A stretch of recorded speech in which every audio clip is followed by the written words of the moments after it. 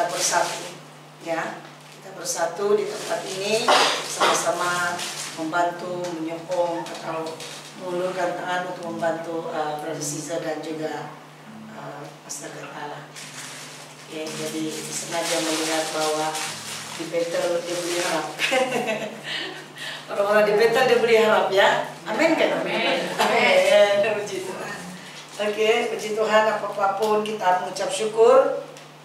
Saya katakan kepada Mama dia pagi kemarin, sis mengucap syukur dalam segala hal. Oke, saya mengucap syukur lah ini dia bilang. Jadi puji Tuhan. Malam ini sebelum kita mau mendengar firman Tuhan, mari kita buka dalam Roma 8. Roma 8 ya. Roma 8 ayat 2.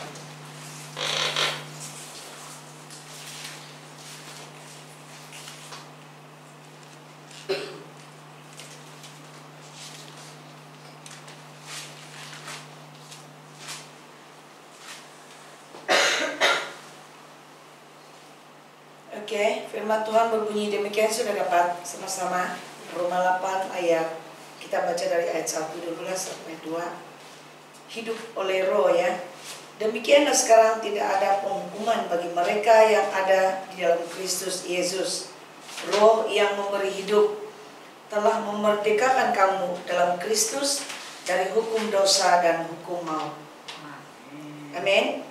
Roh Kuduslah yang akan memberi kekuatan dan juga memberi semangat kepada kita, dan roh ini memberi hidup dan telah memerdekakan kita. Amin.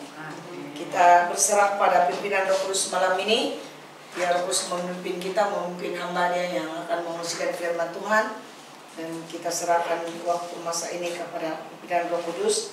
Dan juga di dalam firman Tuhan Yohanes 6 ya. Yohanes 6 ayat 63.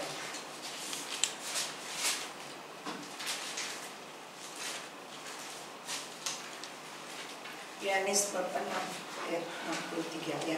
Yang mengatakan demikian, roh lah yang memberi hidup. Oke. Daging sama sekali tidak berguna. Perkataan-perkataan yang kukatakan kepadamu adalah roh dan hidup. Amin. Apa yang dikatakan dan dikongsikan oleh hamba Tuhan nanti adalah firman Tuhan, itu adalah roh dan hidup yang dapat menghidupkan kita, yang dikerjakan oleh Roh Kudus di dalam dan melalui hidup kita. Amin. Haleluya. Dia roh lah yang memberi hidup, dan juga di sini roh yang memberi hidup telah memerdekakan kamu. Dia sudah memberikan kemerdekaan kepada kita. Dia sudah memberikan kemenangan kepada kita semua. Haleluya. Jadi harap malam ini kita datang di hadirat Tuhan, menghampiri takhta kasih karunia Tuhan dengan penuh keberanian, karena kita sudah, saya percaya sepanjang hari ini kita sudah memohon pengampunan. Amin. Apapun dosa-dosa yang tersembunyi, dosa-dosa yang kita tidak sadar dan sadar, mari datang kepada Tuhan pada malam ini. Sekiranya ada masih, kita mohon pengampunan terlebih dahulu sebelum kita masuk dalam hadirat Tuhan. Dan firman Tuhan mengatakan di Ibrani 4:16, sebab itu marilah kita dengan penuh keberanian menghampiri takhta kasih karunia Allah, karena disitulah kita menerima rahmat dan menemukan kasih karunia untuk mendapatkan pertolongan kita pada waktunya. Kita semua memerlukan pertolongan Roh Kudus. Amin. Adakah yang tidak? Itu tidak perlu meminta pertolongan dari Tuhan.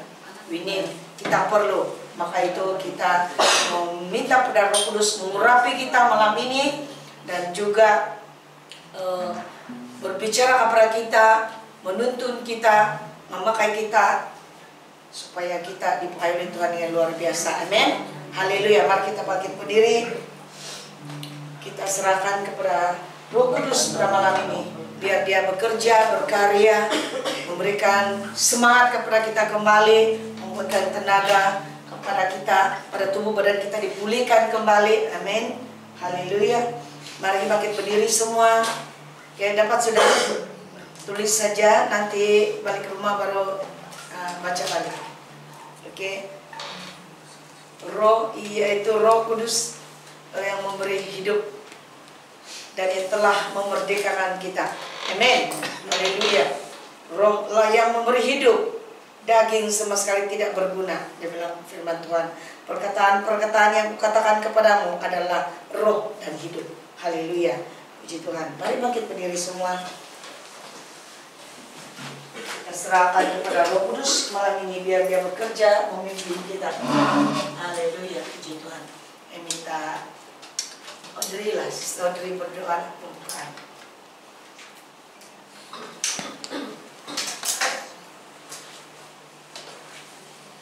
Kita semua dalam keadaan berdoa. Thank you, Daddy.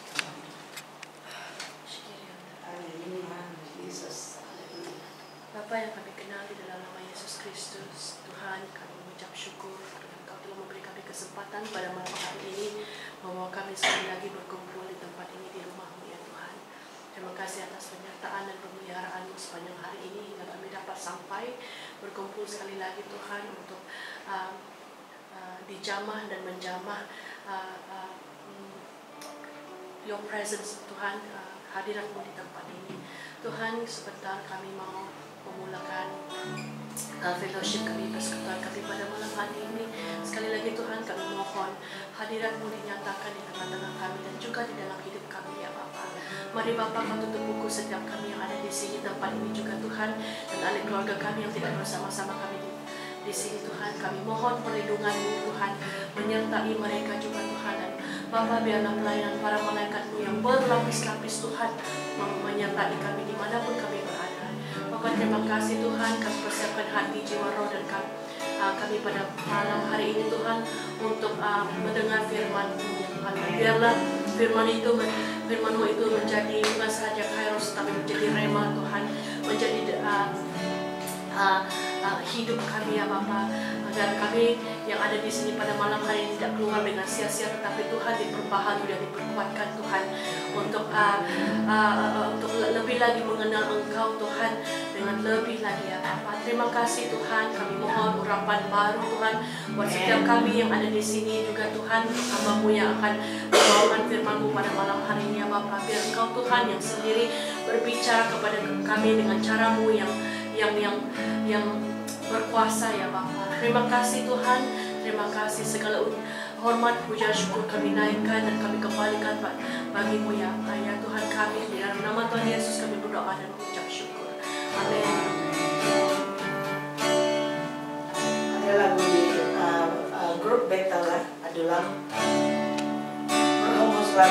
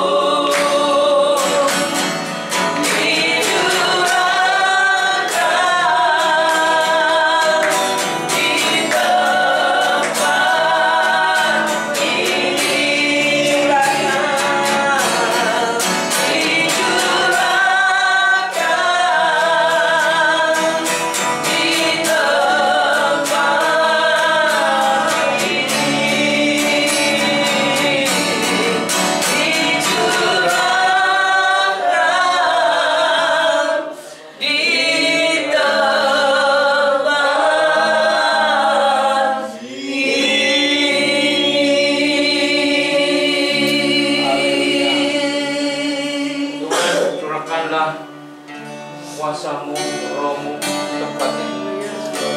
Urapan khusus bagi setiap yang hadir untuk mengerti memahami firman yang disampaikan. Mereka mengerti memahami dan menerima wahyu yang lebih mendalam. Di hambamu yang kau ucapkan untuk mengajar firman, mohon urapan khusus untuk mengajar firman-Mu dengan jelas, dengan senang untuk mengerti. Biarlah firman yang disampaikan, firman yang hidup dan roh yang menghidupkannya, supaya benar-benar dapat difahami dan dapat diaplikasikan di dalam kehidupan kami.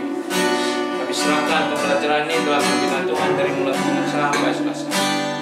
Dalam nama Yesus. Amin. Amin. Oke, sudah duduk. Ada pernahkah dengar ini?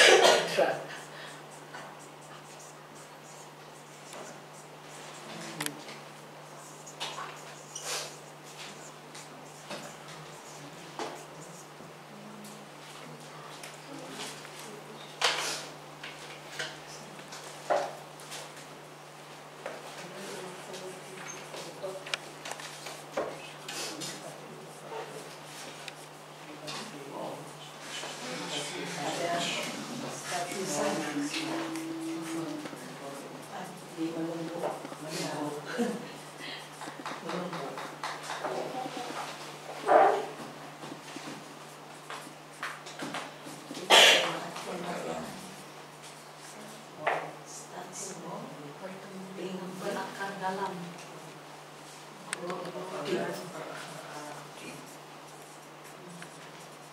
Ngap bahasa.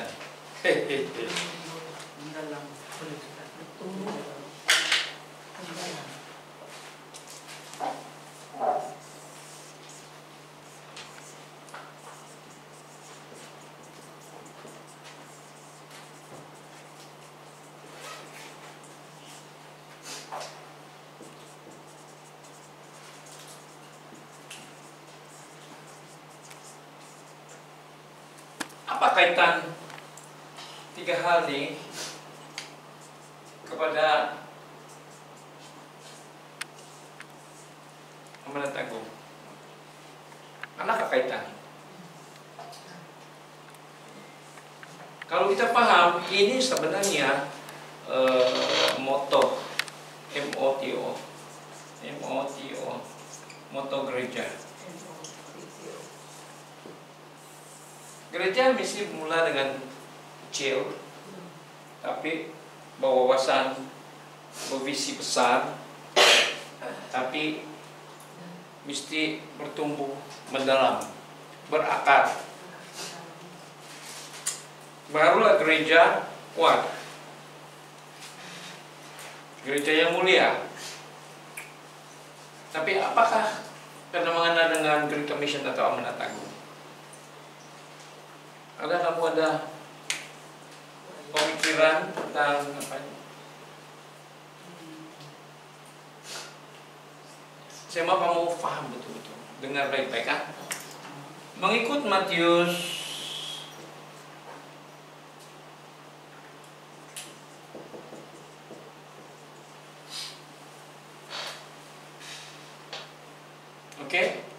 selalunya Matius 18 lah mula. Tapi saya memula dengan ayat 16. Pergi mereka ke-11 murid pergi ke Galilea di suatu gunung yang ditunjukkan Yesus. Dan apabila Yesus bertemu dengan mereka di tempat yang ditentukan itu, ada yang menyambar, ada yang ragu-ragu. Oke? Nah, ini kumpulan berapa orang? 11. Kumpulan besar kan kecil? Kecil. Hanya sedikit. Di antara 11 pun bukan semua yang percaya. Bukan semua yang beriman. Ada yang ragu-ragu. tapi Tuhan boleh pakai. Bila kita memulakan gereja, bukan semua yang datang itu imannya kuat, tidak. Ada yang datang saja ikut-ikut. Berapa orang? Kalau Bethel Fellowship-nya dia mulai dengan 5 orang di rumah sana, satu tempat duduk, sitting room, 5 orang saja. Tapi visi besar. Yesus bertemu dengan murid, 11 murid. 11 murid diberi, ini bermula 11 kan. Tapi visi Tuhan bagi 11 murid ini adalah dunia. Dunia kecil atau tidak? Besar kan? Macam mana? Ada kaitan dengan commission.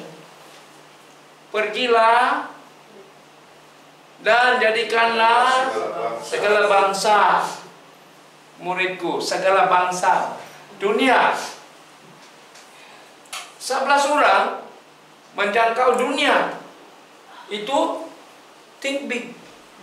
Tuhan punya pemikiran besar. Jangan kita kasih sempit pemikiran kita sehingga tidak boleh bergerak. Banyak orang Kristen dengan pemikiran yang sempit. Dia di sana-sana lah. Kenapa? Dia inward looking. Dia tengok dirinya. Saya tidak mampu untuk menginjil. Saya tidak mampu untuk berkhotbah. Saya tidak mampu untuk mengajar. Saya tidak mampu untuk berdepan dengan orang. Hai.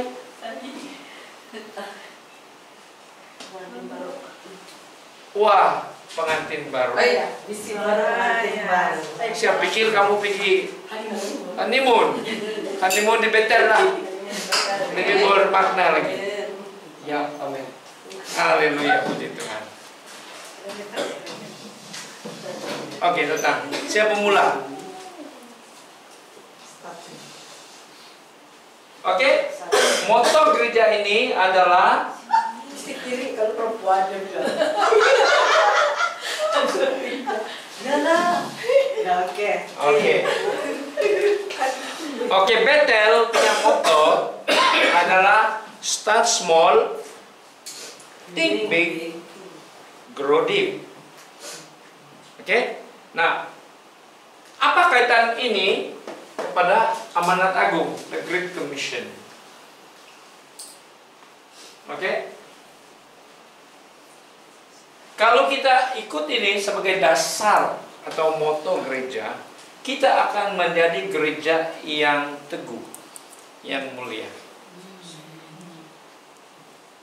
Tapi kita bisa memahami dulu apa maksud ini. Matius 28 ayat 16 sampai 20. Ke-11 murid Yesus pergi ke Galilea di suatu gunung atau bukit yang ditunjukkan Yesus. Dan apabila mereka bertemu, ada di antara mereka yang menyembah. Ada juga yang ragu-ragu. Apakah Yesus ini?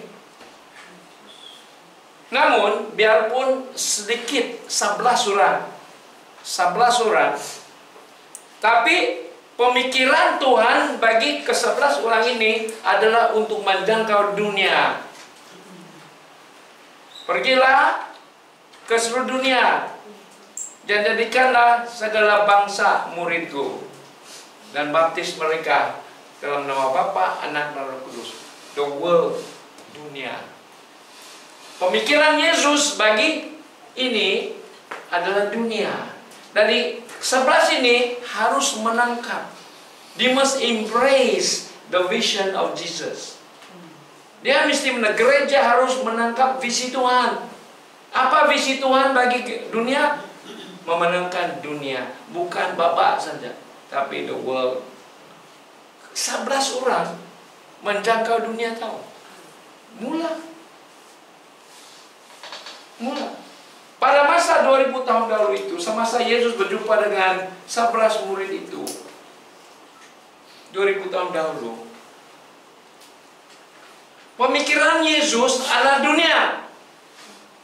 Tapi pemikiran muridnya apa? Di sana-sana. Pemikiran muridnya adalah orang Yahudi saja. Ya. Tapi Tuhan bilang dunia ini bukan Yahudi saja, tapi non-Jew juga. Pemikiran Tuhan itu merangkumi seluruh dunia. Itu sebab kita mesti belajar embrace, menangkap pemikiran Tuhan. We must have the mind of God in order to progress. Kalau kita menangkap atau visi, tengok kan, kalau seorang pastor itu dia punya di sana-sana saja, maka di sana-sana lah itu. Dia tidak boleh membawa umat keluar. Dia tidak boleh membawa umat untuk berfikirannya lebih luas.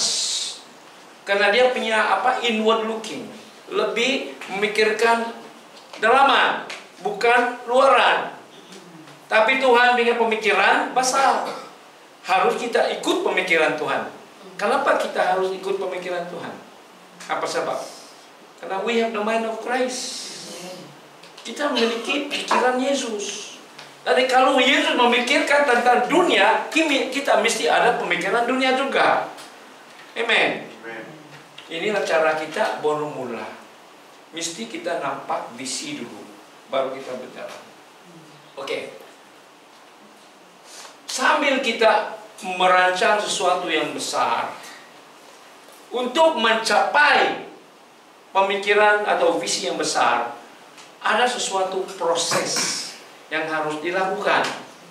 Satu contoh lah, ini tanah. Kalau kita mau tanam di sini ini pokok yang besar, apa kita bawa pokok besar terus tanam di sana? Tidak kan? Memulai dengan biji kecil. So start small. If you want to see a big tree, you must start with a seed. Oke? Tapi seed ini, dalam seed itu, apa kita lihat yang dia ini pokok besar? Bila kita nampak satu benih kecil, apa kita nampak pokok besar? Hanya orang yang memvisi. Kalau saya nampak satu biji rambutan, saya akan nampak beribu buah rambutan. Daripada ini akan menjadi ribuan atau ratusan buah. Tapi apa yang saya lihat hanya terjadi apabila saya tanam ini di tanah yang sesuai. Bila saya sudah tanam, saya mesti pastikan saya menjaga dia. Baru dia menjadi pokok. Tuh. Begitu juga kita punya planning dalam gereja. Kita start small, tapi mesti ada visi yang besar mengikut visi Tuhan. Tapi visi Tuhan itu tidak akan digenapi kalau kita tidak buat sesuatu. Seperti ini. Kita mesti tanam di tempat yang subur, sesuai, tempat yang sesuai. Dalam pasal 11 ini, mereka bertemu dengan Yesus pada masa yang sesuai dan tempat yang ditetapkan. Amen. Tuhan bilang, Adam tidur di sini. Tunggu, jangan lari. Adam tidak tahu apa dia buat. Adam tidak tahu apa Tuhan buat tahu. Dia suruh tidur saja. Tapi dalam pemandangan Tuhan, dia ada rencana yang bagus. Tidur-tidur si Adam. Tuhan di sini sibuk. Dia kasih tidur, dia ambil dia punya apa? Tulang rusuk. Dia ambil tulang rusuk. Kasih si pastor getah.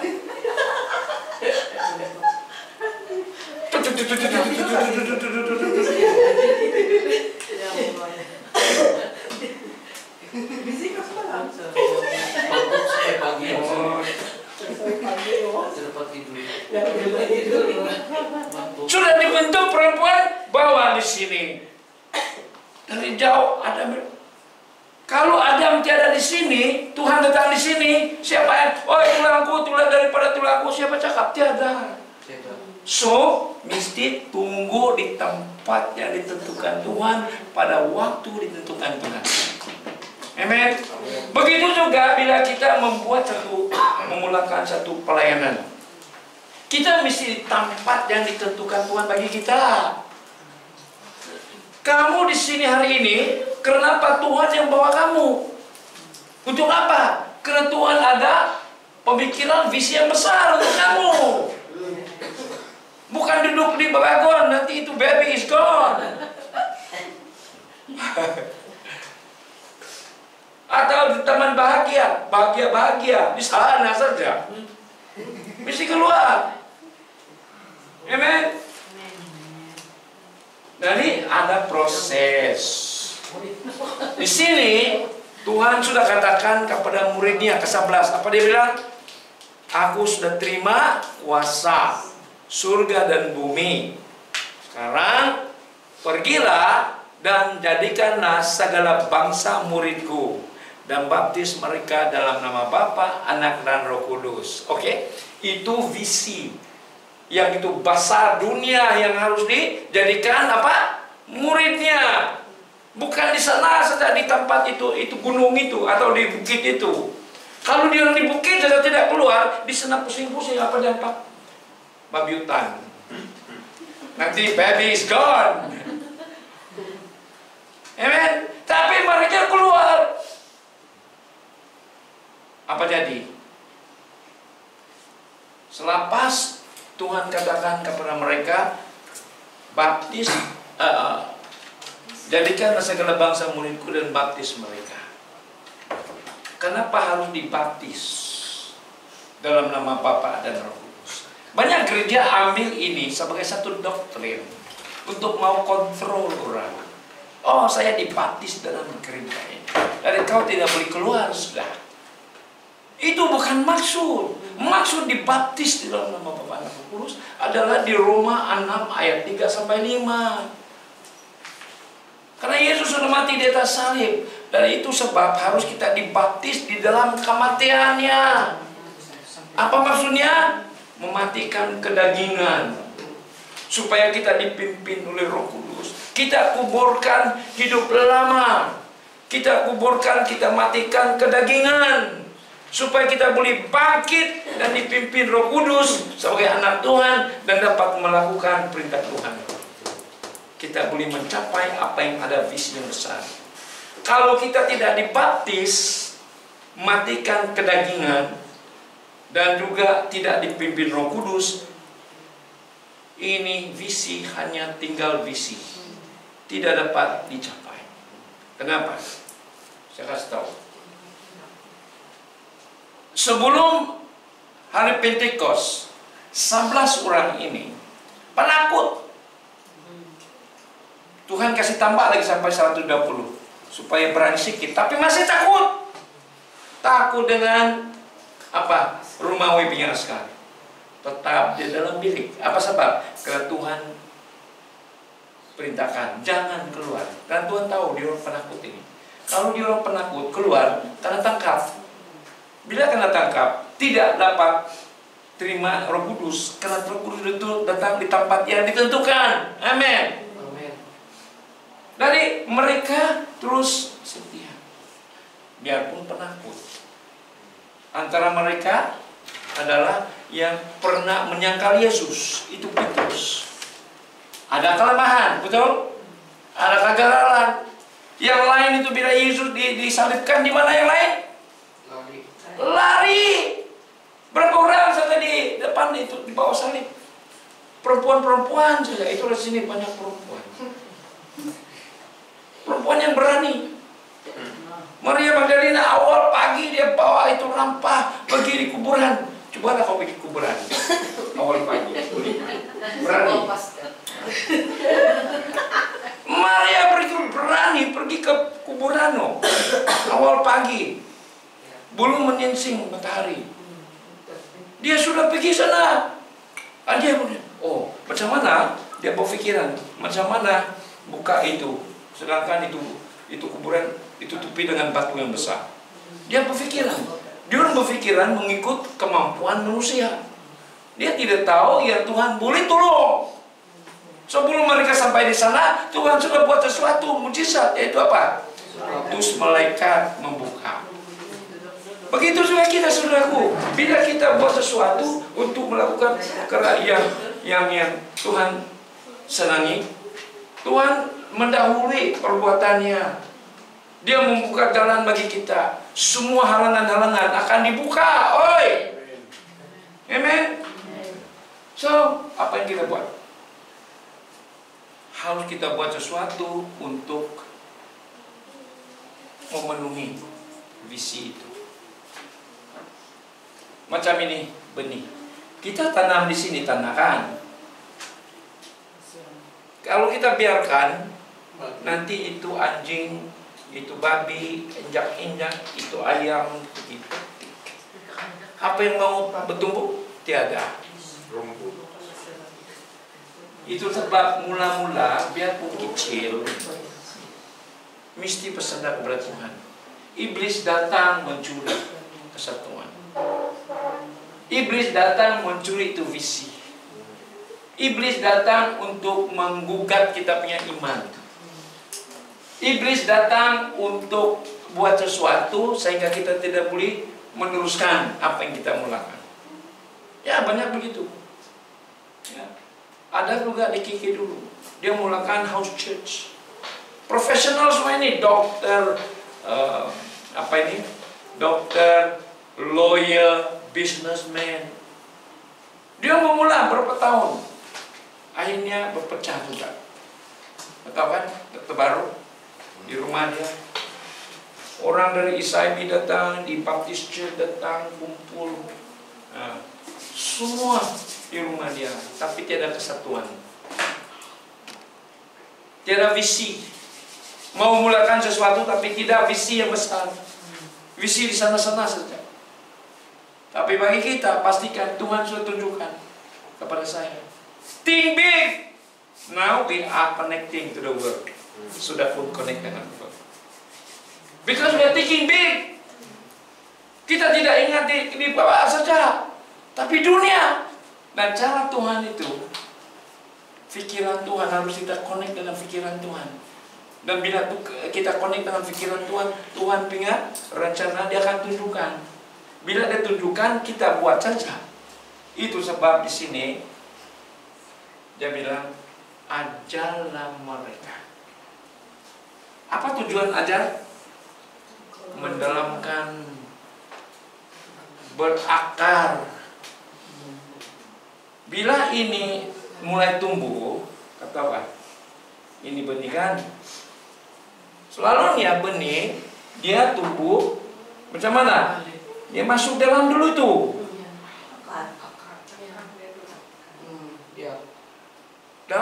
Masuk dalam dulu kan? Baru dia akan apa itu? Baru apa? Daun.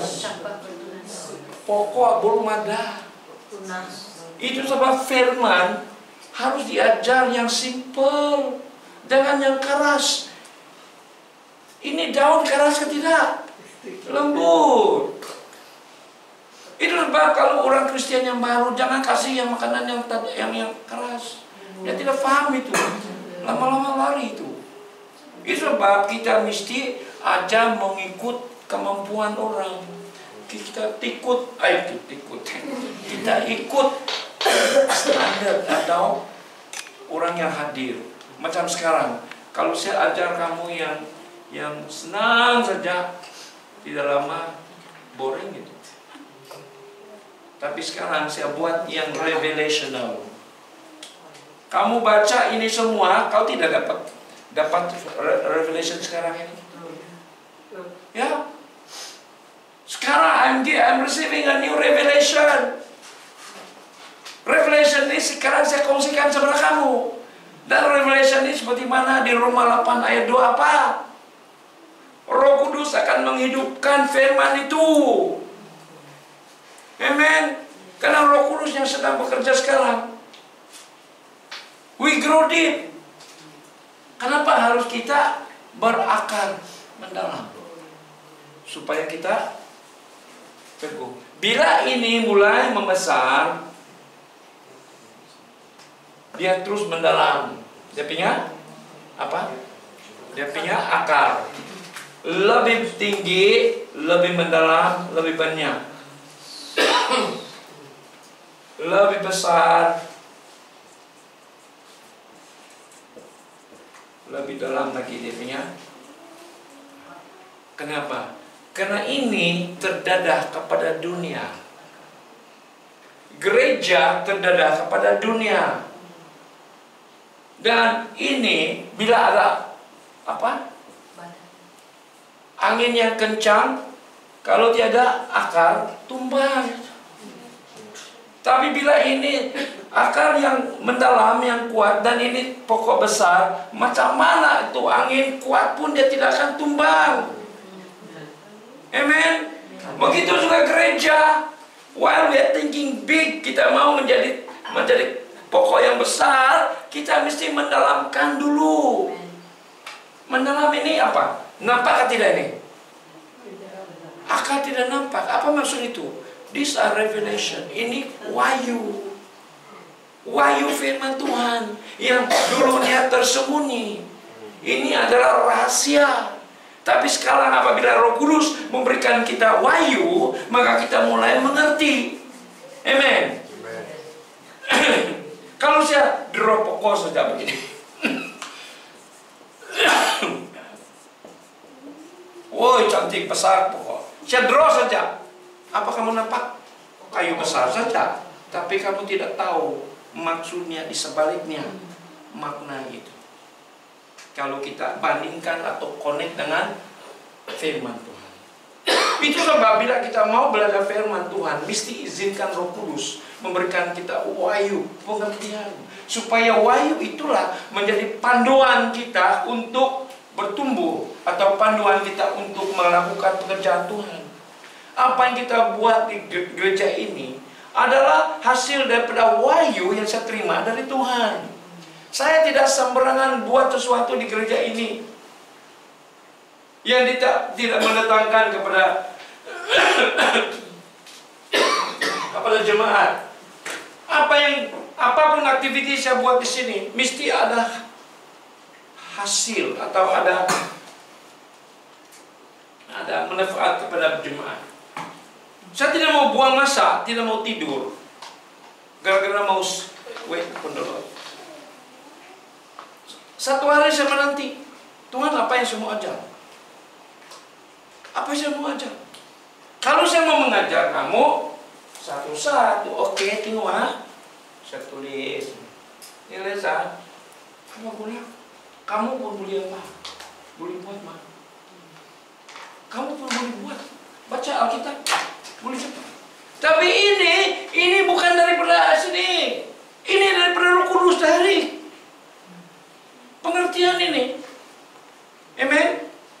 Jadi mari kita bertumbuh mendalam. Untuk apa? Supaya kita kuat menghadapi cabaran yang melanda hidup kita. Gereja akan terdedah kepada dunia. Lebih kita mendekati Tuhan, lebih aktif si iblis untuk menyerang kita. Ya? Kamu rasakan tidak?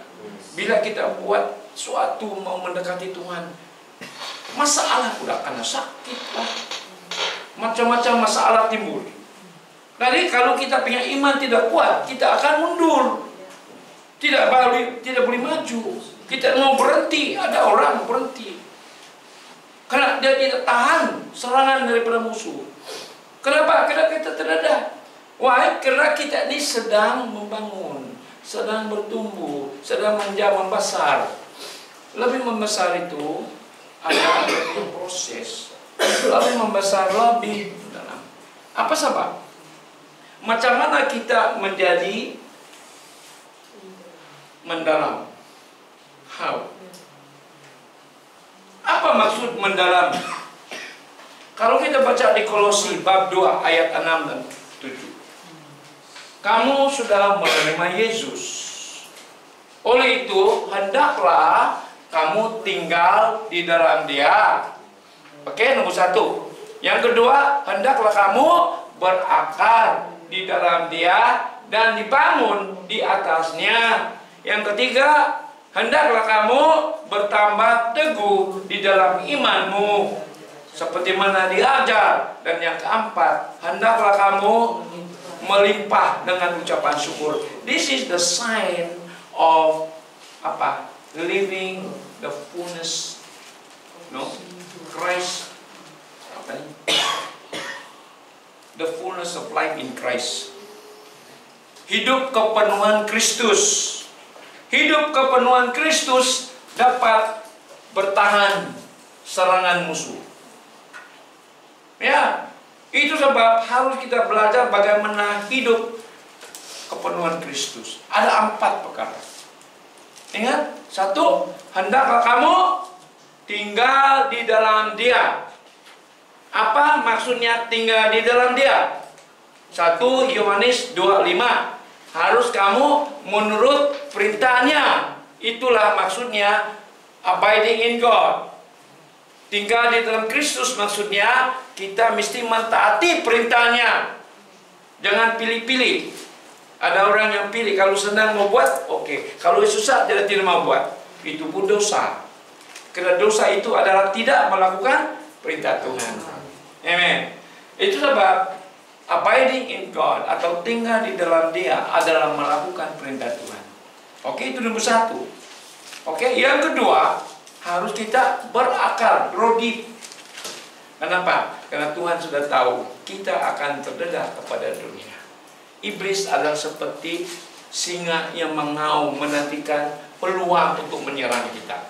So, kita harus berhati-hati. Tapi kita mesti belajar daripada si Paulus. Bagaimana dia menghadapi cabaran, serangan, musuh atau pengalaman pahit di dalam hidupnya. Katakan macam mana? Dia minta Tuhan supaya duri dalam dagingnya dikeluarkan. Di 2 Korintus bab 12 ayat 9. Dia tidak mau itu duri karena sakit, Pak. Tapi Tuhan bilang, my grace is sufficient. Rahmat atau anugerah, kasih anugerahku cukup. Jadi kalau kita mau menghadapi cabaran yang sengit, cabaran yang pahit, cabaran yang kuat melanda hidup kita, minta apa? Anugerah atau kasih karunia yang cukup dari Tuhan. Oke? Tuhan ada yang saya antar tadi. Kamu ada baca? Tuhan tidak berikan kita, Tuhan tidak dedahkan kita kepada masalah atau pencobaan. God does not give us trials to test our Ya, faith. but He gives us faith to get us through. Tuhan memberikan kita iman untuk menghadapi cabaran itu. Dari iman di sini kan yang kedua tuh, yang ketiga, hendaklah kamu bertambah teguh di dalam imanmu supaya kita dapat menghadapi apa? Apa itu? The trials, pencobaan yang datang kepada kita. We must have a faith, dan ada cara mendapat iman. Bagaimana kita memperkuatkan, bertambah iman kita? Ada 3 perkara, 3 cara. 3 cara untuk menerima iman. Pertama, melalui pendengaran firman. Di Roma 10 ayat 17. Bila kita mendengar firman, timbul iman kita. Oke, that is the first step. Membaca firman dengan kedengaran. Dan bila kita dengar firman, iman kita timbul. Kau tahukah, Brother John sekarang duduk hari ini di sini? Karena imannya sudah bertumbuh. Dulunya imannya sedikit. Tapi kau tahu, dia berdoa, Tuhan macam mana mau mendapat belajar firman. Dia tidak pandai coba buka-buka, tapi Roh Kudus tolong dia buka di dalam YouTube, di mana dia boleh dengar itu firman. Jadi sekarang dia mendengar firman. Dari pendengaran firman itu membangkitkan iman Brother John. Itu sebab dia duduk hari ini. Betul, John? Ya? Ya? Betul kan? Kan? Kau mendengar YouTube sekarang kan? Ya. Dulu dia malas baca apa? Karena dia ada spek pun begini, susah membaca. Tapi sekarang dia dengar. Tapi dia tidak tahu yang mendengar firman itu membangkitkan iman dia. Sehingga dia boleh tahan 24 jam. You see? Itu perbedaan. Dari cara kita untuk membangkitkan iman kita adalah mendengar firman. Ya, jangan kita malas. Dan ada orang yang membaca.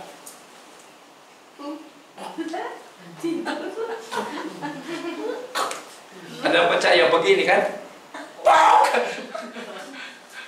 Bunyi muka dia karena itu. Kena handphone. Baca.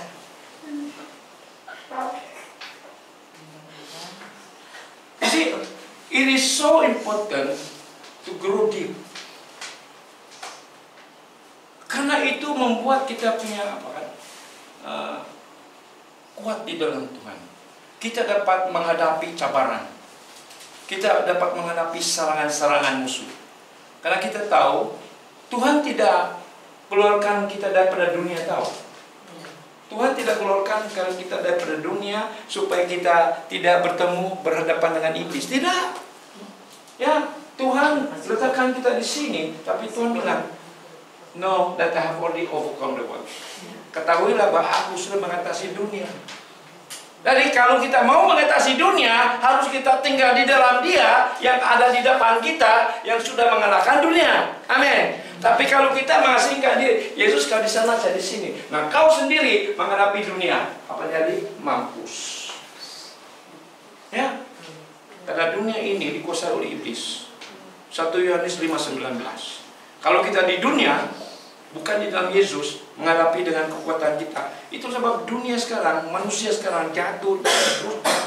Apa sebab? Karena dia tidak tahu posisinya dalam Kristus. Dia coba menghadapi dunia dengan pemikiran otak ini. Ya. Yahudi belum terima Tuhan. Kenapa? They have a great knowledge of who Jesus is. Because Taurat kan, dia belajar Musa tuh, tapi all had knowledge. Dia ada passion untuk Jesus juga, tapi tidak sampai ke hati, hanya di dalam pemikiran. Jadi bagi kita untuk mengalami Yesus bukan saja di dalam head knowledge, pengetahuan dalam pemikiran kita, tapi kita mesti pengenalan Yesus di dalam hati kita. Ya, Yahudi itu belum selamat karena itu. Semua dalam pemikiran, itulah Yahudi dikenal sebagai apa? Bangsa yang terpelajar. Apa sebab? Dia very knowledgeable, tapi didn't have the knowledge in the heart of Jesus. Dia pikir Jesus itu akan datang lagi. Dia belum percaya Yesus sudah datang. Dia mau Yesus yang datang yang pakai kuda yang wah, bukan keldai, Mana boleh raja orang Yahudi dalam keldai saja malu, dia bilang. Itu pakai otak. Dan saudara, harus kita belajar firman secara wahyu. We must get the secrets. Kita mesti mendapat rahasia firman itu, baru kita dapat mengerti. Satu contoh lah, kenapa Yesus yang selalu Kisah para Rasul bab 1 ayat 3 yang selalu saya sebut itu. Di akhirnya ayat itu berulang-ulang dalam 40 hari Yesus menampakkan diri kepada muridnya. Dan setiap kali dia menampakkan diri, dia berbicara tentang apa? Kerajaan Allah. Kerajaan Allah. Di dalam pandangan orang-orang Yahudi, di dalam pandangan murid-murid Yesus, itu kerajaan Allah yang disebut oleh Yesus itu adalah, mengikut mereka, adalah kerajaan Israel. Itu sebab sebelum Yesus naik ke surga, di ayat 6 apa dia bilang? Murid Yesus bertanya kepada Yesus, bilakah kerajaan Israel dipulihkan? Dia bilang, Di dalam pemikiran mereka, karena itu dalam pemikiran, otak mereka boleh tahan, tapi not in the knowledge, not the secret, not the wahyu, not the revelation. They only know the kingdom of God as the kingdom of Israel. Itu dia tanyakan. Tapi dia bilang, dia jawab, bukan kamu tahu, harus tahu di sana, bilakah, bagaimanakah kerajaan Allah dipulihkan. Tapi dia jawab di ayat 8. Tapi dia kata, apabila Roh Allah datang, kamu akan menerima kuasa menjadi saksi di Yerusalem, Yudea, Samaria, dan ini dunia tahu visi yang besar. Kerajaan Allah itu bukan yang kecil. Di Israel itu berapa besar saja itu negara Israel kecil. Tapi Tuhan berbicara tentang kerajaan Allah itu the world. Amen.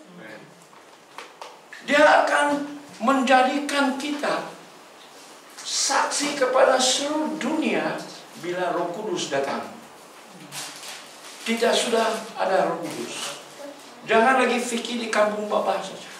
Jangan lagi fikir di apartemen saja. Jangan lagi fikir di teman bahagia saja. Jangan fikir di Lok Bono saja. Jangan fikir di Dungkahang saja. Ada sudah penghuni baru Dungkahang sekarang. Jangan komen. Jangan fikir begitu. Bisnis luas. We must think big. Amen. We must embrace the vision of God. Because Tuhan bervisi dunia. Dia datang untuk dunia, bukan untuk segelintir saja. He did not come just for the Jews, but also for the Gentiles. Amen. Itu sebab Tuhan angkat Paulus untuk menjangkau kepada orang-orang yang bukan Yahudi. Amen. Dan sekarang kita diangkat oleh Tuhan untuk menjangkau orang-orang Tambunan, orang-orang mana lagi, orang Dungkahang lah, kaum dari Membakut, kau punya anak buah itu dua. Lagi, rupa-rupa di makanan saya dari dulu. Oh iya Pak Mas. Ya, dia tahu apa yang saya buat. Semasa saya sekretaris apa, semasa saya di Wisnu, tahu semua. Waduh, kenapa sekarang? Rupanya dia kenal betul saya. Kadut kan. Oke, saya bilang, ada masa kita kupik iya. Ada peluang sudah. Padahal sudah dibuat yang postingan di Facebook dia pasti. Nah, you see? Tiba-tiba. Karena dia bilang, dia tanya, pastor dulu begini-begini, sekarang 180 degrees, berubah terus, oh dia bilang, daerah. Saya bilang, Tuhan boleh ubah. Ya. Tuhan boleh ubah. Dulu kita nakal, tapi sekarang, saya cerita lagi, dia tahu siapa yang cerita dulu. Nah sekarang kau tengok saya tengok, lain sudah kau dia bilang. You see? So, that is a testimony. Okay? So, kita menjangkau orang-orang di luar sana. Yeah. Okay? So, this is how we grow deep, by receiving revelation. And revelation only can be obtained by what? Macam mana? If you want to know the secrets of the kingdom, kalau kita mau tahu itu rahasia kerajaan surga, apa?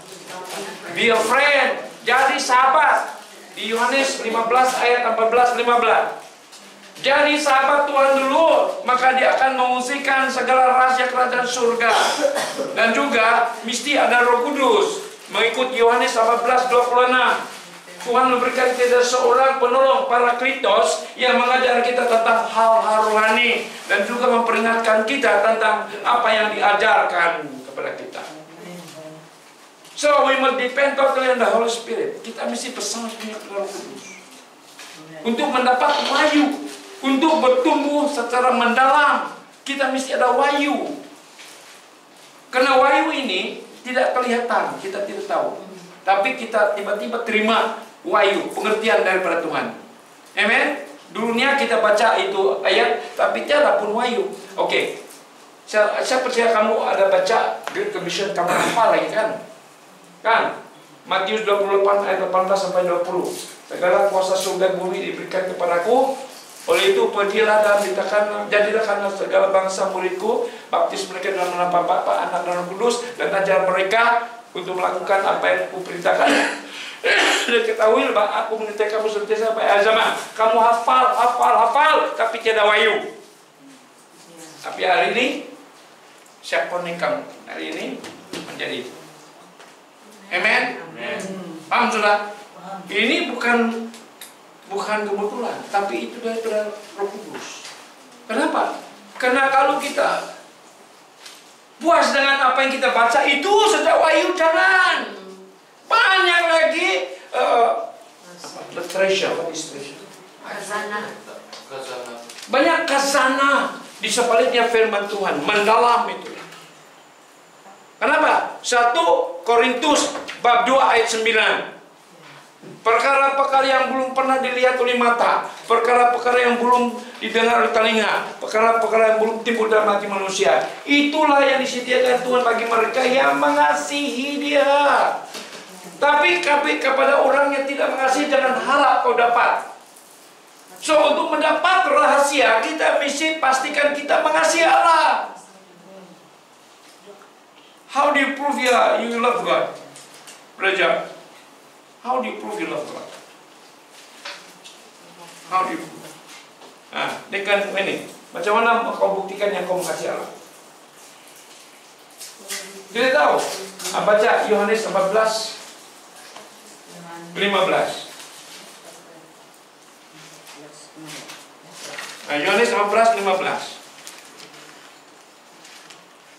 Itulah bukti yang kau mengasihi Allah.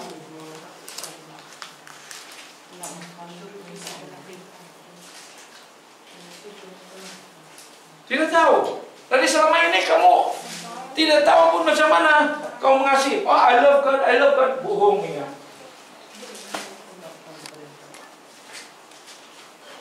Ya, banyak orang cakap I love you Lord dalam pujian-pujian. Oh, menangis I love you. Tapi banyak hal yang tidak buat. Bohong ya. Oke, read John 14:5. Oh, 14:15. If you love me, you will keep my commandment. Okay. If you love me, you what? Keep my commandment. You keep commandment, tidak? You see? Kalau kau mengasihi aku, kau melakukan perintah aku. Kita buat perintah Tuhan, bohong ya. Lalu menangis beruntung.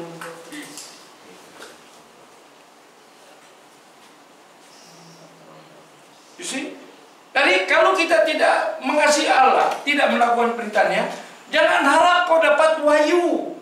Jangan harap dapat revelation atau secret. Tuhan tidak akan mengungsikan sesuatu rahasia kepada mereka yang tidak taat kepada Dia.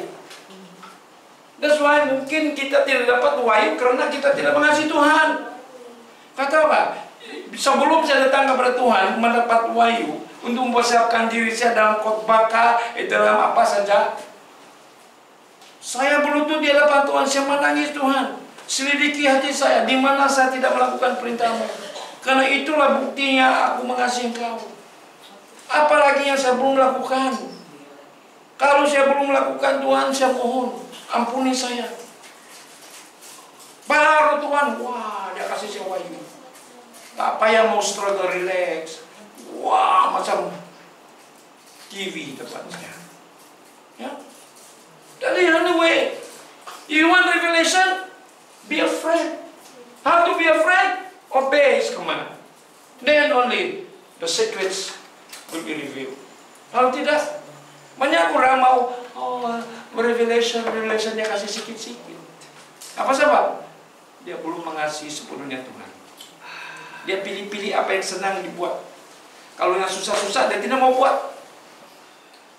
We must be ready to obey apapun Tuhan suruh. Amen. Baru kita dapat wahyu yang mendalam. Jangan kita minta wahyu yang sikit-sikit, tidak. We must go deeper, grow deep. Karena wahyu tentang Yesus lah yang membangun kita. Tahukah kita didirikan, gereja didirikan daripada wahyu. Wahyu siapa? Yesus. And to know who Jesus is, itu sebab Yesus bila dia tanya di Matius 16 ayat 13 sampai 19. Mereka pergi di Sisilia Filipi berjalan. Mengikut mereka, dia bilang. Siapakah aku ini anak manusia? Siapa dia bilang? Apa dia bilang? Oh, engkau adalah apa? Yohanes Pembaptis, salah seorang nabi. Engkau Yeremia, Elia. Tiada pun dapat jawab. Yesus diam. Jalan lagi. Sampai Yesus tampak, tanya lagi. Mengikut kamu yang sudah beberapa tahun. Siapakah aku ini anak manusia? Daripada 12 orang. Seorang saja tahu. Petrus bilang, engkau adalah misi anak Allah yang hidup. Apa Yesus jawab? Engkau tidak terima itu daripada manusia, tapi daripada Bapa. Daripada wahyu itu siapa Yesus? Tuhan Yesus katakan, Simon Petrus, di atas batu karang ini aku mendirikan jemaat. Apa itu batu karang? Revelation siapa Yesus? Siapa Yesus? Firman.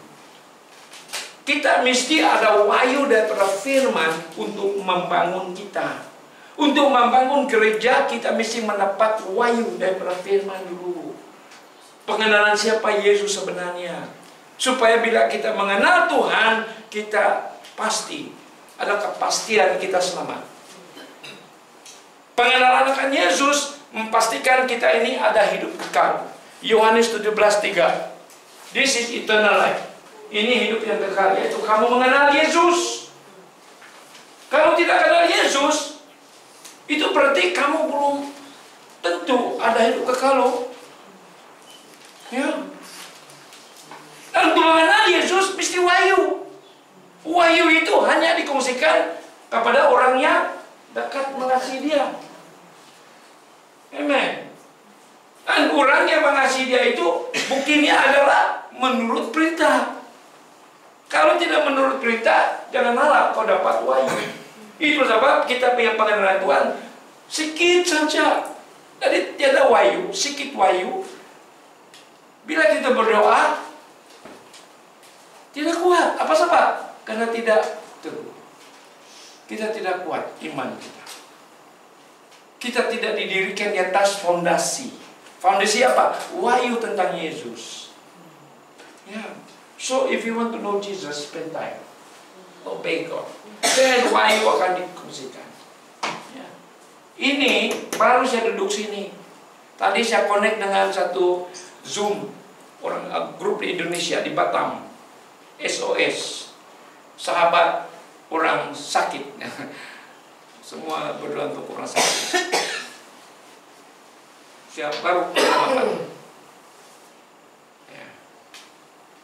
Bila saya dengar itu khotbah, terus Tuhan berikan saya tentang ini. You see, while you are listening orang berkhotbah, Tuhan berikan wahyu yang lain yang ada kaitan dengan diri kita, gereja kita, pelayanan kita. Amen. Dan kita mesti sensitif. Kita sensitif dan menerima dan kita terima wahyu. Apa sebab? Karena kita sudah ikhtiarkan diri kita, kita mengasihi Tuhan. Dan kita siap untuk melakukan apa Dia perintah. Apa saja ada perintah. Tuhan bilang, aku bangun kau setiap pagi. Pukul 2 mesti bangun.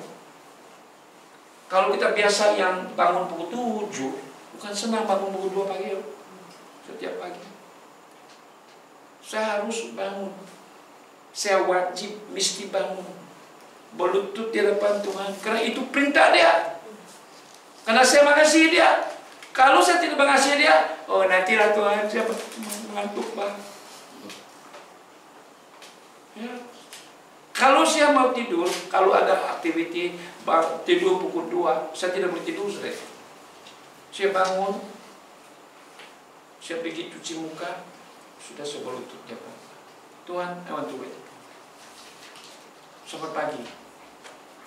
Apa sebab? Have to obey. Saya mesti setia. Itu perintah Tuhan. Biarpun memang bertentangan dengan kedagingan kita, memang pun susah. Tapi karena itu perintah Tuhan dan aku sudah mengatakan aku mengasihi Dia, saya harus mentaati. Biarpun susah, biarpun kita ini mengantuk. Ya, memang roh kita kuat tapi kedagingan lemah. Tapi kita mesti ingat. Oke, kita mesti kedagingan pun kuat, roh kita kuat, supaya kita boleh mengatasi dan kita boleh mendengar dengan jelasnya apa perkataan Tuhan. Amen. Woi. Ya, message kemarin itu, kamu dengar baik-baik. Ada satu yang harus kau ingat, apa?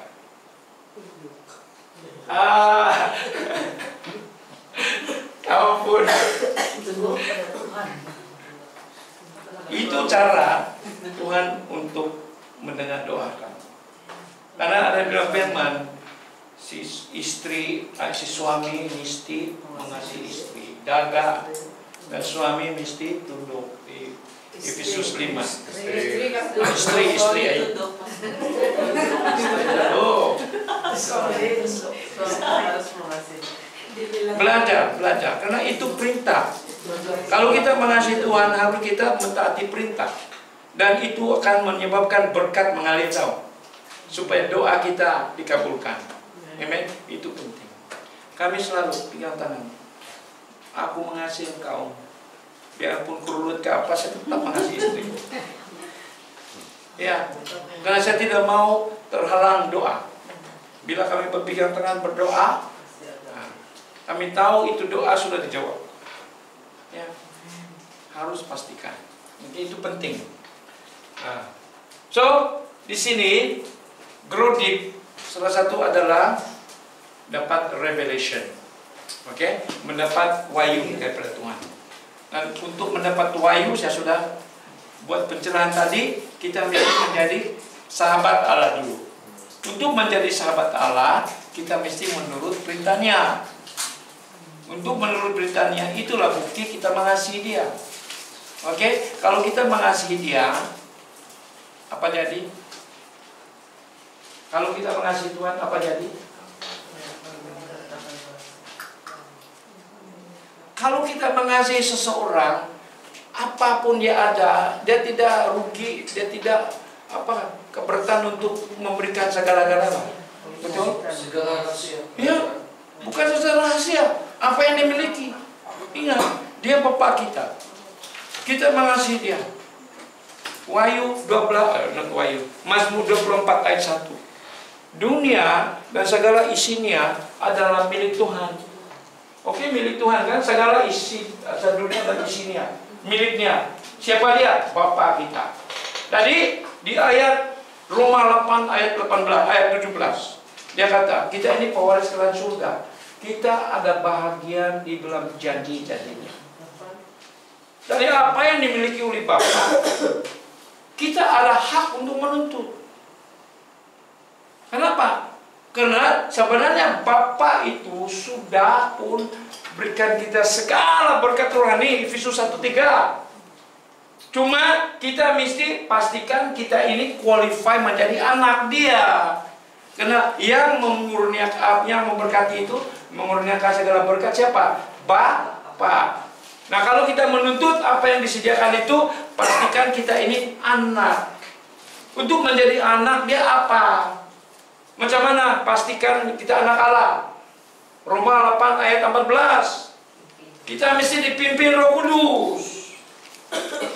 Kalau tidak dipimpin Roh Kudus, kita bukan anak Tuhan. Anak siapa? Si iblis. Minta 4 ekor bolehlah. Anak iblis kan?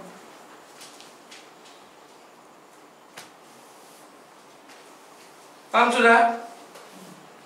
So semua interconnected. So grow deeper. Dapat wahyu. Karena wahyu itu build us. Dia membangun jemaat. Wahyu tentang Yesus membangun. Oke. Siapa membangun jemaat? Yesus. Oke? Kita tidak boleh membangun jemaat. We have no power to build the church. Dengar sini. Kita tidak kuasa untuk membangun jemaat. Yang membangun jemaat adalah Yesus. Oke? Matius 16 ayat 18. Upon this rock I build my church. Di atas batu karang ini aku mendirikan jemaatku. Kita tidak kuasa. yang diberi kuasa. Kuasa yang diberikan kepada kita adalah apa? Membangun kerajaannya. Kita yang membangun kerajaan Allah, bukan jemaat. Amen. Dengar sini. Itu sebab harus kita grow deep so that we have the power to build His kingdom. Dengar sini, macam mana? Oh, macam mana saya membangun kerajaan Allah? Macam mana kita membangun kerajaan Allah? Dengar baik-baik. Kisah Para Rasul 1:8 kan? Bila kita menerima kuasa, bila Roh Kudus datang, kita terima apa? Kuasa. Oke? Kuasa. Kuasa untuk apa? Matius 10 ayat 1-8. Kita menerima kuasa untuk mengusir roh-roh jahat, betul? Dan juga mengusir roh setan kan? Oke. Kita diberi kuasa untuk apa? Membangun kerajaan Allah. Kita terima kuasa ini bila ada orang yang dirasuk iblis, kita pergi melayani dia di Matius 12 ayat 28 apa? 11. Matius 11:28 apa? Baca sana.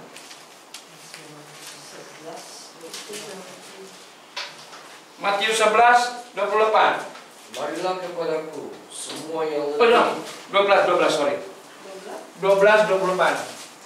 But if I cast out devils, by the Spirit of God and the kingdom of God is come. Dengan kuasa yang kita terima dari Tuhan, we cast out unclean spirit. Kita usir roh jahat kan? Apa jadi? Kerajaan Allah datang. Kuasa untuk mengusir, kuasa untuk menginjil. Kalau kita dengan otoritas kuasa itu urapan dari Tuhan untuk memberitakan Injil, kalau Caesar belum mengenal Tuhan, saya beritakan Injil dengan kuasa Roh Kudus sehingga dia membuka hatinya. Dia buka hati, terima Yesus menjadi Tuhan. Bila dia mengisytiharkan mengakui Yesus Tuhan dia, apa jadi? Dia sudah selamatkan. Oke? Apa jadi? Kerajaan Allah sudah datang. Kenapa? Karena Yesus yang berkuasa dalam hidupmu. Amin? Bila Yesus berkuasa menjadi Tuhan dalam hidup seseorang, kerajaan Allah sudah datang. Karena Yesus yang berkuasa. Kerajaan Allah itu adalah di mana Yesus yang berkuasa. Amin? So kita ada kuasa untuk membangun kerajaan Allah, tapi tiada kuasa untuk membangun jemaat. Membangun jemaat adalah tugas Yesus. Macam mana Yesus membangun jemaat? Roh Kudus yang sudah ada, firman Tuhan itu siapa? Yesus. Firman yang hidup, yang wahyu, merubah orang. Bila orang dibangun, dirubai, apa jadi? Dia membangun siapa? Kita ini manusia kan? Kita apa? Gereja. Paham? Tadi bila firman itu wahyu, kita terima, kita dibangun. Wahyu tentang siapa? Tentang Yesus. Itulah Yesus bilang, aku mendirikan jemaatku daripada wahyu tentang dia. Amen? So wahyu tentang firman membangun kita. Dan kalau kita mau dibangun, kita mesti menerima wahyu. Untuk menerima wahyu, kita menjadi sahabat. Untuk menjadi sahabat, kita mesti mengasihi dia. Untuk mengasihi dia, apa bukti? Melakukan perintahnya. Paham sudah? Paham sudah? Jangan salah dia punya apa? Kebenaran. Ada orang tanya sama saya, Pastor, boleh kau kasih saya input tentang pembaptisan air? Karena dulu sekarang saya tidak lagi dijadikan pemimpin pujian. Saya hanya diturunkan menjadi backup singer karena saya belum dibaptis air. Saya tanya sama dia, kau sudah dibaptis? Iya. Bila? Semasa saya di RC. Tapi setiap tahun saya pergi renew, saya Catholic baptism vow. Saya confused ini. Dia bilang, kenapa confused? Saya confused karena kau bilang kau sudah bukan lagi RC, tapi tiap tahun kau pikir renew kau punya Catholic baptism vow. Apa hal kau ini? Janjian.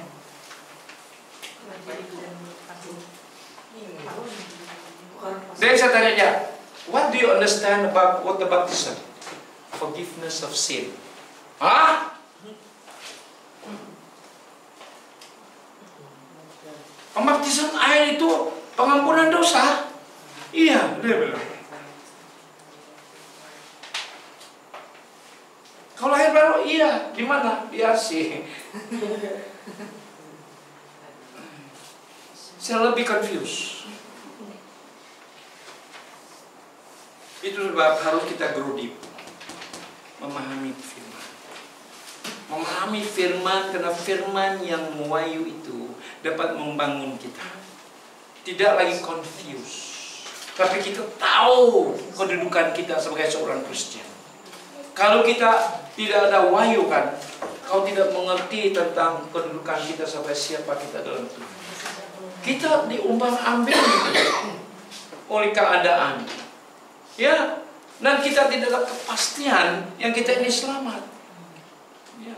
Karena keselamatan itu kan yang very spesifik, kamu sih tahu. It is simple, it is not going to church, bukan pergi gereja yang kau diselamat. Percaya saja. Percaya Yesus itu anak Allah yang mati di atas salib karena dosa kita, dikuburkan ketiga hari, dia bangkit. Oke? Dan di Yohanes itu Roma 8 ayat 10 ayat 9. Di Yohanes 1:12, kalau kita menerima Yesus dan percaya atas namanya, kita menerima kuasa menjadi anak Allah. Roh Kudus masuk dan masuk di sini. Oke? Roh Kudus masuk dalam hati kita. Roh Kudus yang ada dalam kita bersaksi kepada roh kita bahwa kita ini adalah anak Allah. Karena kita sudah Roh Kudus sudah bersaksi kepada roh kita bahwa kita anak Allah, baru kita boleh memanggil Allah Abba Bapa. Baru kita menjadi pewaris kerajaan surga. Baru kita boleh menuntut apa yang dimiliki oleh Bapa. Kalau tidak, diumbang-ambing, kau belum pasti kau ini anak Allah atau tidak. Amen. Mungkin kau belum ada Roh Kudus, itu sebab kau tidak paham. Kau gunakan otak macam orang Yahudi. Kau pikir kau tahu saja, kau mau lawan.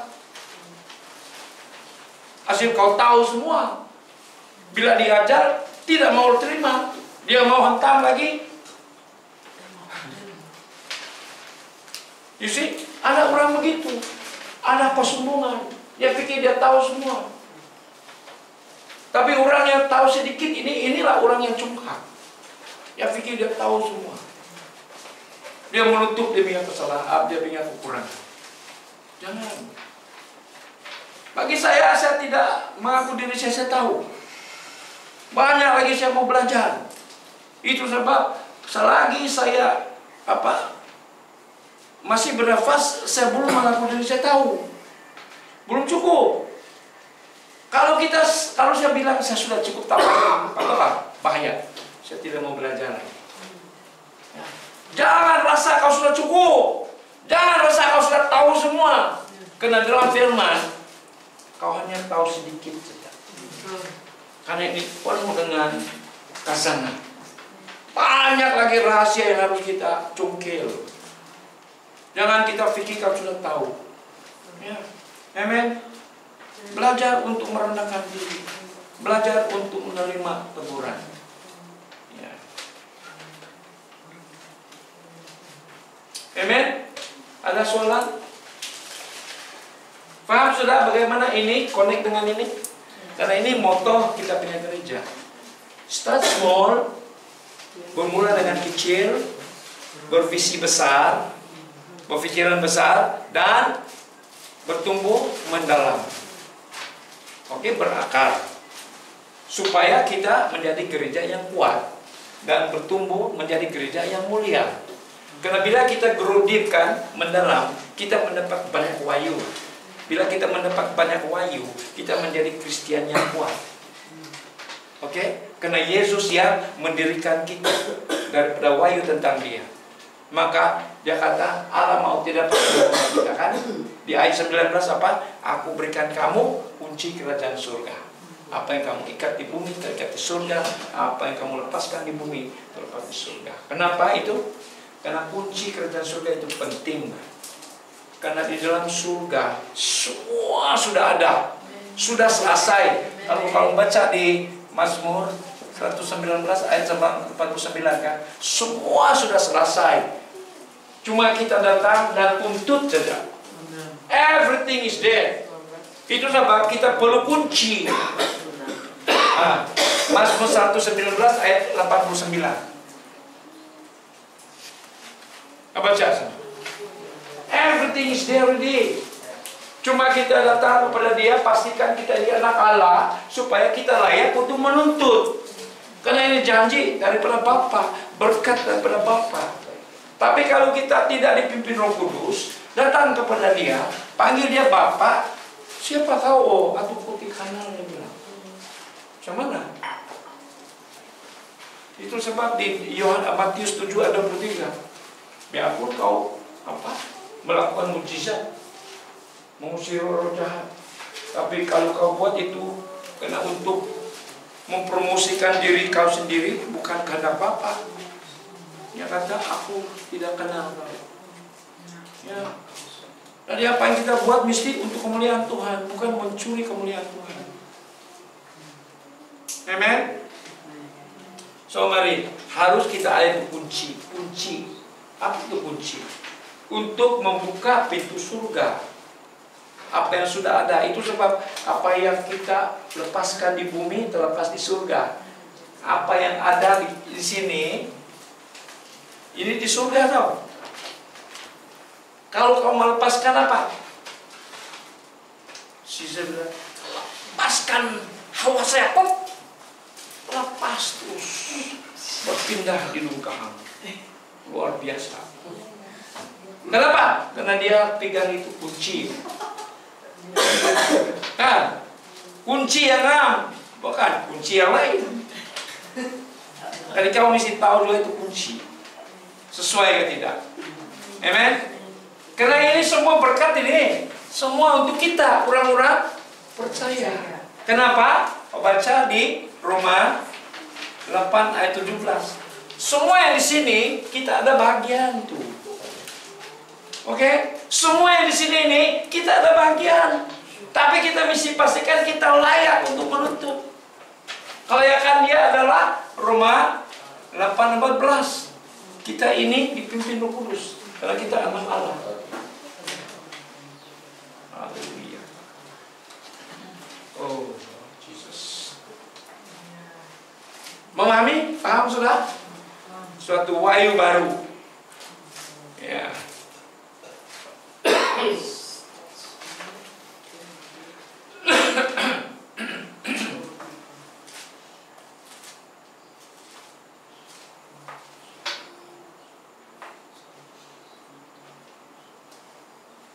Bila kita terima kuasa itu, kuasa untuk apa? Kuasa untuk apa? Membangun kerajaan Allah, bukan membangun jemaat. Yesus yang membangun jemaat. Yesus itu cepat firman, tapi firman harus menjadi wahyu, baru boleh membangun. Macam mana wahyu? Roh Kudus ada. Roh Kudus yang menghidupkan. Roma 8 ayat 2 kan? Roh itu Kudus akan menghidupkan.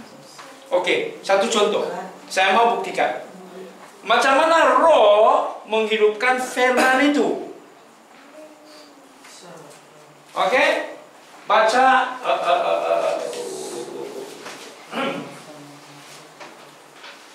Roma 4 ayat 17. 17-18. Oh, maka sekarang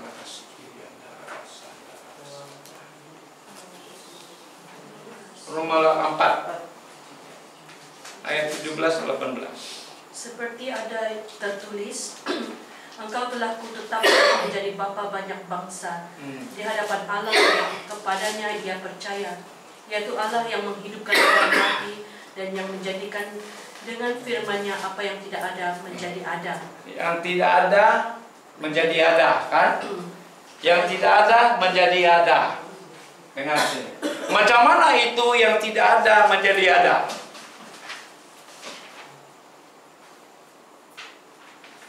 Kejadian 1 ayat 2 apa? Jadilah terang, maka jadilah terang. Dari mana? Dari tiada. But you just speak the word. Hanya katakan. Amen. Itulah membuat firman menjadi hidup.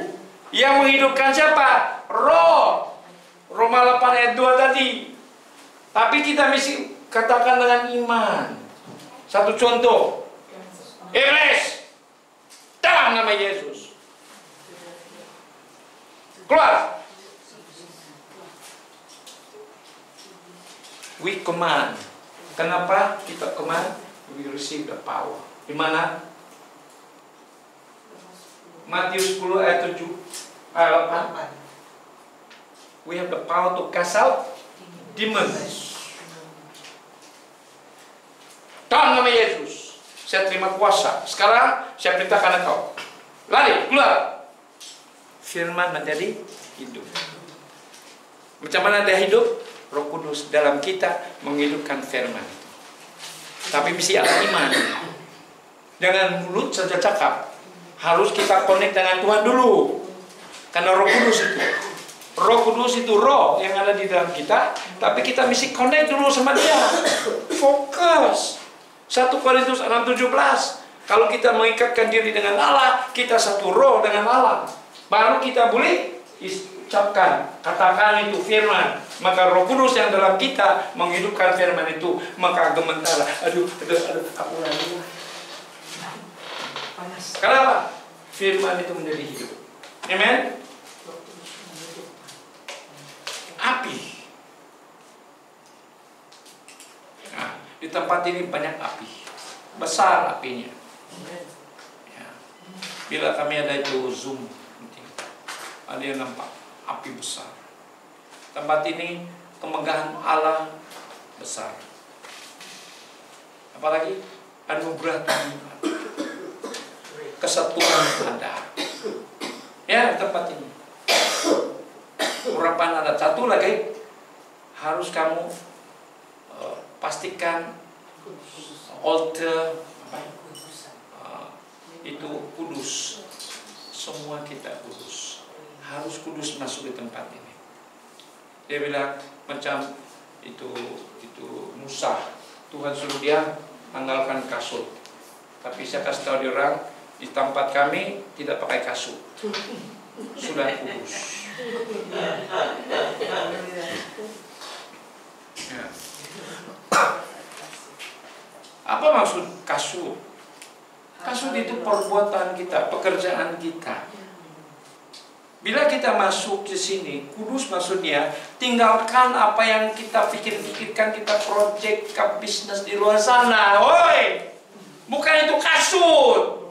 Kasut itu berbicara tentang pekerjaan kita. Bila kita menghadap Tuhan, jangan ingat kau punya pekerjaan. Fokus kepada Tuhan saja. Amin. Itu kudus. Bukan kasut kau di sini tapi tidak kudus. Sana pemikiran mana kudus itu. Amin. Itu maksudnya apa? Pastor, ada kawan si kan? Dia tidak punya kerohanian. Supaya kita dapat berkonek dengan Roh Kudus. Bila kita konekkan, tidak ada tersembunyi. Ya, baca di Ibrani 4:13.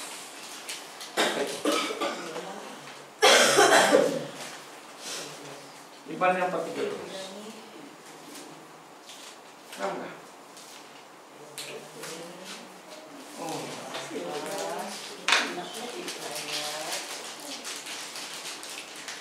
Dan tidak ada sesuatu makhluk pun yang tersembunyi di hadapan Allah.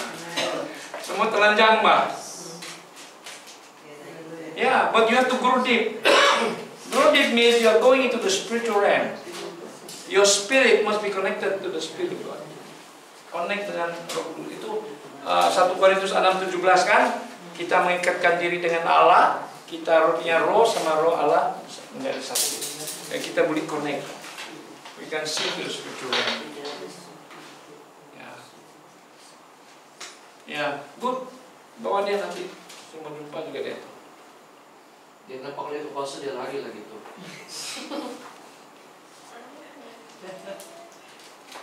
Haleluya. Ada soalan? Ada 3 moto gereja ini apa? 1. Start small, think big, Grow deep. Sedang sudah. Tapi jangan hafal ini sudah. Tapi kan dia punya maksud itu. Dia punya wayu pengertian. Harus. Karena itu akan membantu kita untuk bertumbuh secara pribadi juga sebagai satu gereja. Ya, kau mesti ada bermula small. Kita small, tapi sekarang ini kita sudah di sini. Kita punya keadaan sudah di sini. Dan kita sudah connect dengan seluruh dunia sudah. Bukan lagi di bawah saja, tapi dunia. We are connected. Amen. So see how the Lord, bila kita think big, think of the world, because God has already given the commission to reach out to the world, not within Jerusalem, tapi to the world. We have reached that level. Okay. So silakan. Untuk lebih lagi kan, itu sebab kamu mesti grow deep supaya bila kita bertemu dengan orang lain, pelayan-pelayan lain di lain gereja, bila bercakapkan daripada percakapan itu kita boleh tahu sejauh mana dia punya pengertian tentang firman. So kita mesti grow deep. Ya, itulah sebab bila kita berinteraksi satu, sekarang ini ada kami satu grup. We call it the APM United. Ada dari Amerika. Dia ada masuk itu. Pastor Jesse ada masuk itu hari. Sudah kita Zoom. Baru grup itu. Yang William Henrik. Ada kan? Tapi ada masalah yang saya kena suruh untuk translate, Pak. Kalau saya punya apa lagi, kami sedang berdoa supaya ada orang yang mau translate, karena tidak lancar. Bila saya diberi mula-mula untuk memusikkan dia punya inti, oke, semua ini Inggris, tapi saya lupa juga cakap bahasa. Tapi baru permulaan. Dan itu William Apostle, he's an apostle. He wrote to me secara pribadi. Karena I feel strongly that you have a very deep and strong anointing in the apostolic area. Bila I share sama dia, because we have we call it the spiritual intellectual discourse. Kami bertukar-tukar sekarang, because he wrote a lot of books lah. Ini is America, kadang-kadang di Indonesia. So every day we are connecting.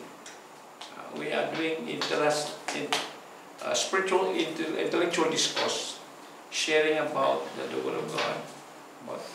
And then that's why he said, I'm so amazed your revelation that you got, and then your macam kau apa dia. So it is not a one day case. That's why we need to grow deep. So bila kita bercakap dengan orang lain kan, dia orang tahu bahwa kita ini lain dari orang lain mah. Okay? Jangan nanti kita bercakap-cakap tapi kita pengen yang shallow, pengen it doesn't reflect the glory of God. So we must be ready. Okay? So we grow deeper, study deeper. And then kita mengucap syukur karena dia expert dalam translation. Saya kirim terus cepat. Pastor Jesse. Pastor Jesse. Di sini kan full Pakistan, better church. Ada orang kawin pun tak payah order apa, ada mau decorated, semua komplit. Interior designer. Kata apa? Saya punya apa dulu? Mula-mula siapa mau MC ini? Kau tahu dia otomatis. Ya, mari kita sing. Tapi blessing. No, I mean dunia punya apa? Tapi dia buat semua. You see otomatis kan? So okay, thank you Lord, that complete bah. Apa yang so kita ini satu, biarpun kita kecil, tapi we are really blessed. Semua kita ada karunia masing-masing. Okay. Brother John, move on. Pastor, mula-mula kan kami mau ingat mau ada videographer ba? Nah, payah nih. Videographer sudah. Komplit ba? Siapa lah mau gambar di sudah itu that one. Kata nggak berapa ribu mau ambil sambil? 2,000 plus. Siapa kan si Caprini punya? Yes, 2,000 plus tuh. Package sudah tuh. Iya. Dan decoration ini mau apa semua? Kena cas yang saya tanya 800. Ya. Tapi dia bagi pun yang simple, pakai balloon. Itulah. Tapi di Bethel ini kita sangat diberkati. Sedikit, tapi semua boleh berfungsi. Amen. Jadi itulah biarpun kita start small, tapi kita think big. We have a big vision. Vision of the world. We think like Jesus think. Yeah, that's why we must apply the mind of Christ di dalam pemikiran kita. Pemikiran Kristus harus beroperasi dalam pemikiran kita supaya kita nampak apa yang Tuhan nampak, Pak. We see as God sees it. Okay, just like bila Yesus cerita tentang kerajaan Allah kan, karena pemikiran Yesus itu kerajaan rohani, the world, di mana Yesus yang bertakhta di dunia ini. Tapi dalam pemikiran murid Yesus, dia punya pemikiran itu pemikiran manusiawi. Ya, itu sebab kita harus ada pemikiran Kristus. Why? Because Galatia 2 ayat 19b dan 20. We have been crucified with Christ. It is no longer I that liveth, but Christ Jesus. And even if I live according to the flesh, I live according to the faith of the Son of God who was sacrificed for me. Okay? We live according to the faith of Jesus, not the faith that we have. Kita punya faith, kata apa? Senang terganggu, senang dipengaruhi oleh keadaan sekeliling kita. Tapi iman Yesus, tahu apa? Iman Yesus, dia nampak salib di Getsemani. Dia sangsara, dia rasa itu kesangsaraan penghukuman dosa. Sampai dia berpikiran macam dia stres sehingga keluar apa? Darah. Tapi dia bilang, not my will, but let your will be done. You see, itu harus kita punya sikap.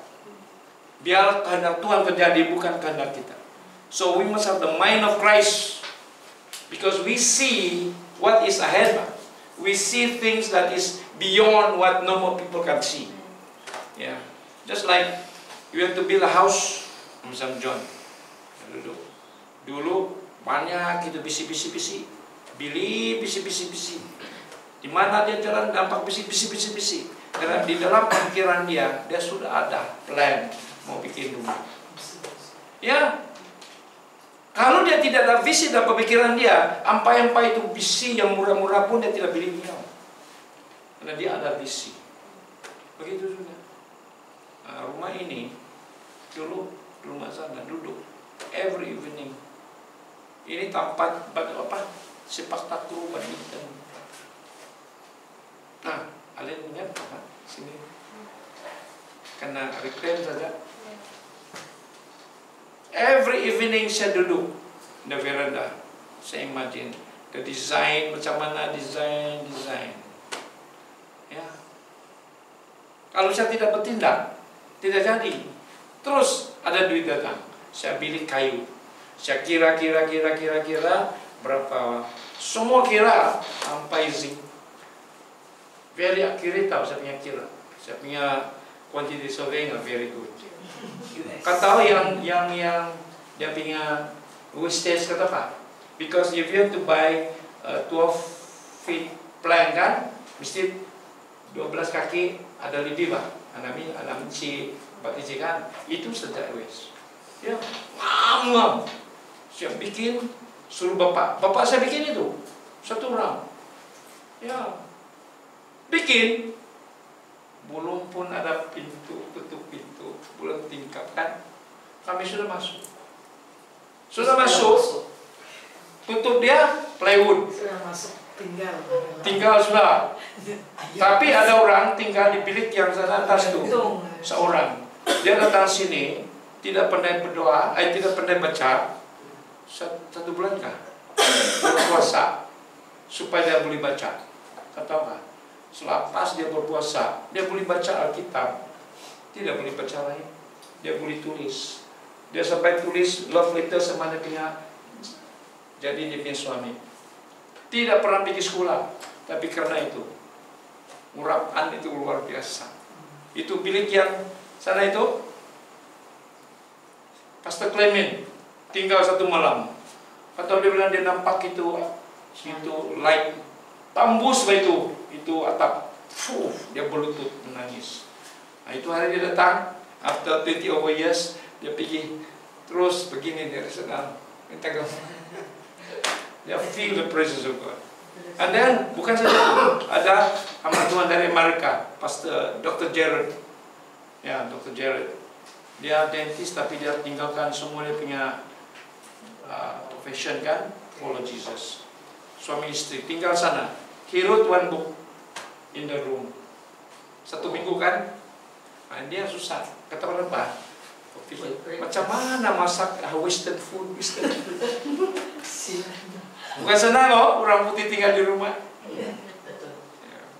Dia yang stres. Apa masalah? You see, when you commit everything to God, there is the presence of God. Amin. That's why macam ini kita serius. Bila connect sama Zoom dari Indonesia, dari Amerika, karena kami apa kan? Kami itu Google lah, terus nampak di sini.